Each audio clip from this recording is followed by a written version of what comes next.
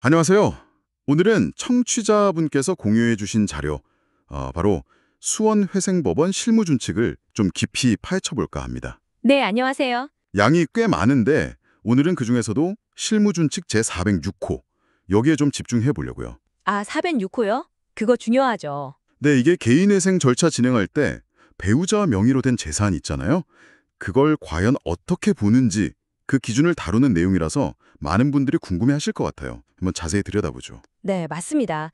이 실무준칙 제406호가 사실 개인회생 절차에서 공정성을 확보하는데 아주 중요한 역할을 하거든요. 공정성이요? 네, 단순히 그냥 서류상 명의가 배우자라고 해서 끝나는 게 아니라 그 재산이 실질적으로 어떻게 형성됐는지, 거기에 채무자가 얼마나 기여했는지 이런 걸 따져보는 조항입니다. 그러니까 그냥 이름만 빌려주고 재산을 숨기거나 뭐 빼돌리려는 그런 걸 막기 위한 거군요. 정확합니다. 자칫 잘못하면 악용될 소지가 있으니까요. 그걸 막는 장치라고 보시면 돼요. 맞아요.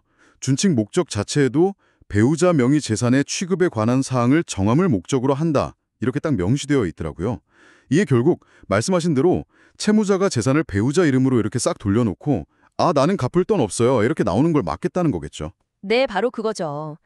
개인회생이라는 제도 자체가 성실하게 빚을 갚으려고 노력했는데 정말 어쩔 수 없이 어려워진 분들, 그런 분들한테 다시 일어설 기회를 주자는 거잖아요. 그렇죠. 재기 지원이 목적이니까. 네, 재산의 일부로 숨기려는 사람들을 위한 제도가 아니거든요.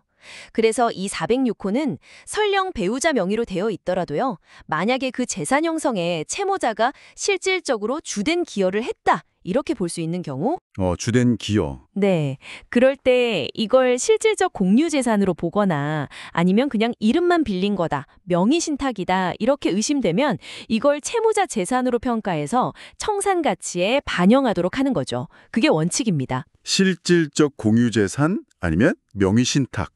이게 핵심 단어군요. 그럼 법원에서는 이걸 뭘 보고 판단하는 건가요? 그냥 이럴 것 같다 이런 추정만으로는 안 될 텐데. 당연하죠. 자료 목록 보니까 배우자 소득 증빙, 세금 낸 내역, 부동산 거래 내역, 보험 내역까지 엄청 많던데요. 네, 바로 그런 자료들이 이제 단서가 되는 겁니다. 법원은 제출된 자료들을 쭉 보면서 재산을 언제 취득했는지, 그 돈은 어디서 났는지, 또 채무가 언제 많이 늘었는지 이런 것들을 다 종합적으로 검토해요. 예를 들면 어떤 경우가 있을까요? 예를 들어서 배우자가 특별한 소득 활동이 없는데 갑자기 큰 부동산을 샀다. 그런데 그 시점이 마침 채무자가 빚이 확 늘어난 시점하고 비슷하다. 그러면 이거 혹시 채무자 돈이 들어간 거 아닌가? 이렇게 의심해 볼 수 있는 거죠. 아하, 연결고리를 찾아보는 거군요. 그렇죠. 물론 맞벌이 부부처럼 각자 활발하게 경제 활동을 하면 딱 잘라서 기여도를 나오기 어려울 수도 있어요. 근데 중요한 건 빚을 피하려고 명의를 이용했는지 그 여부를 밝히는 데 초점을 맞춘다는 겁니다. 결국 서류상 이름보다는 그 돈이 어떻게 흘러갔는지, 재산을 만드는데 실질적으로 누가 기여했는지, 그걸 추적해서 판단한다, 이런 의미네요. 네, 맞습니다. 그럼 이게 청산가치 보장의 원칙하고도 바로 연결되는 거겠네요. 네, 아주 직접적으로 연결되죠. 개인회생에서는 그 청산가치 보장의 원칙이 정말 중요하거든요. 그게 뭐였죠? 다시 한번 설명해 주시면. 채무자가 만약에 개인회생이 아니라 파산 절차를 밟았다면 채권자들이 이 정도는 배당받았을 거다 하는 금액이 있잖아요. 네네. 개인회생 절차에서는 최소한 그 금액보다는 더 많이 변제를 해야 한다는 원칙이에요.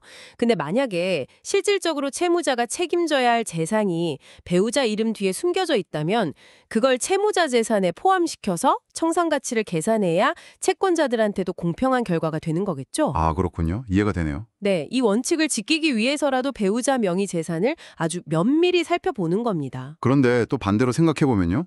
배우자가 원래 결혼 전부터 가지고 있던 재산이라든지 아니면 상속을 받았다든지 또 본인이 정말 열심히 일해서 모은 재산까지 채무자의 빚 때문에 다 영향을 받게 되는 건 아닌가? 이런 걱정도 할 수 있을 것 같아요. 물론이죠. 네, 충분히 그렇게 생각할 수 있습니다. 그래서 실무 준칙에서도 당연히 그 점을 고려합니다. 배우자 고유의 재산, 이걸 이제 법률 용어로는 특유재산이라고 하는데요. 특유재산요? 네, 이 특유재산으로 명확하게 인정될 수 있는 부분은 채무자의 청산가치 계산에서 제외됩니다. 예를 들어서 상속받은 재산이라는 게 명백하다거나 결혼 전에 형성한 재산이라는 걸 입증할 수 있다면 그건 당연히 채무자의 빚과는 분리해서 봐야죠. 그럼 관건은 입증이겠네요.